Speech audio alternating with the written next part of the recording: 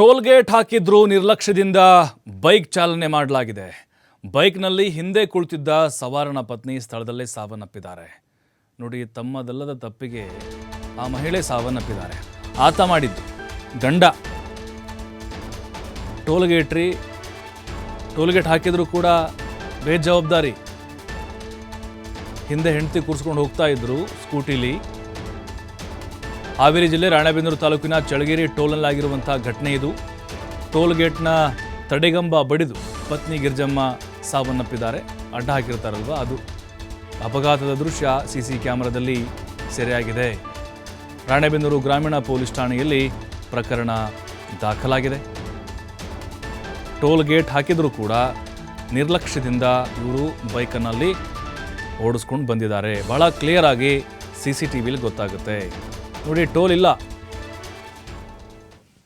ಬರ್ತಾ ಇದ್ದಾರೆ ನೋಡಿ, ಬಾಕ್ಸಲ್ಲಿ ಗೊತ್ತಾಗ್ತಿದೆ ನೋಡಿ. ನೋಡಿ, ಮಹಿಳೆ ಗಿರ್ಜಮ್ಮ ಅವ್ರು ಹಿಂದೆ ಬಿದ್ದರಲ್ಲ, ಗಿರ್ಜಮ್ಮ ಬಿದ್ದುಬಿಟ್ರು. ನೋಡಿ, ಆತ ಸೈಡ್ ಆಗ್ತಾ ಇದೆ. ಹೆಂಡ್ತಿ ಹಾಕಿದ್ದಾರೆ, ಇಲ್ಲಿ ಅಡ್ಡ ಹಾಕಿದ್ದಾರೆ. ಭಾಳ ಈಸಿಯಾಗಿ ಬರ್ಬೋದಾಗಿತ್ತು, ಆರಾಮಾಗಿ ಬರ್ಬೋದು, ಸ್ಪೇಸ್ ಇದೆ ಅಲ್ಲಿ. ಅದು ಯಾವ ಲೋಕದಲ್ಲಿದ್ದರೋ ಗೊತ್ತಿಲ್ಲ. ಅಪಘಾತದ ದೃಶ್ಯ CCTVಲಿ ಬಹಳ ಕ್ಲಿಯರ್ ಆಗಿ ನೋಡಿ. ಆ ಬಾಕ್ಸ್ನ ಕಡೆ ಗೋರಿ ಗೊತ್ತಾಗುತ್ತೆ ನಿಮಗೆ. ಸ್ಕೂಟಿ ತೊಗೊಂಡು ಬರ್ತಾ ಇದ್ದಾರೆ ನೋಡಿ. ಆತ ಪಾರಾದ, ಹೆಂಡತಿ ಸತ್ತೋದ್ಲು. ಸ್ಪೀಡ್ ಇದ್ದಾರೆ, ಸ್ವಲ್ಪ ಸ್ಲೋ ಮಾಡಿದ್ರು ಕೂಡ ಬದುಕು ಉಳಿತಾ ಇದ್ರು. ನೋಡಿ, ತಲೆಗೆ ಗಂಭೀರವಾದಂಥ ಪೆಟ್ಟು, ಕಂಪ್ಲೀಟ್ ರಕ್ತಸ್ರಾವ ಆಯಿತು.